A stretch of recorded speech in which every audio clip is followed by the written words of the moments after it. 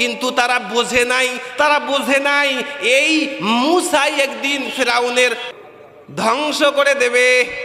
এরা জানে নাই এই যে ছাত্র আন্দোলনের আজকে 100 দিন, কয়দিন? এই সার্জিস, এই হাসনাত, এই আসিফ, এরা সবাই ছাত্রলীগদের সাথে ছিল কি ছিল না? এরা জানতো না এরাই একদিন মসনদ কি করবে, সিদ্ধান্ত কার? যতই চেষ্টা করুক আল্লাহর সিদ্ধান্ত রোধ করার ক্ষমতা কারোর? জোরে বলেন। আল্লাহ পাক যা চান এইটাকে রোধ করার, ব্যারিকেড দেওয়ার ক্ষমতা কারোর আছে? আল্লাহ চাইলেন ফেরাউনের মসনদ ধ্বংস করার জন্য, ফেরাউনের বাড়িতেই তার শত্রু আমি তৈরি করব, এইটা রোধ করার ক্ষমতা কারোর আছে?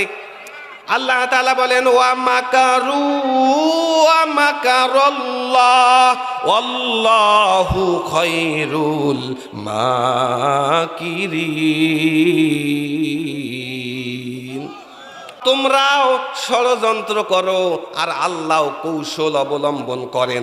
আল্লাহর কৌশলের কাছে তোমাদের ষড়যন্ত্র টিকতে পারবে।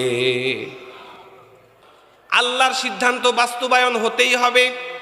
আল্লাহ তাআলা মূসা আলাইহিস সালামের মায়ের পেটের গর্ভ অবস্থাকে গোপন রাখলেন। মায়েদের পেটে বাচ্চা আসলে বোঝা যায় কি যায় না বলেন? কিন্তু মূসা আলাইহিস সালাম মায়ের পেটে ছিলেন, বোঝা যায় নাই।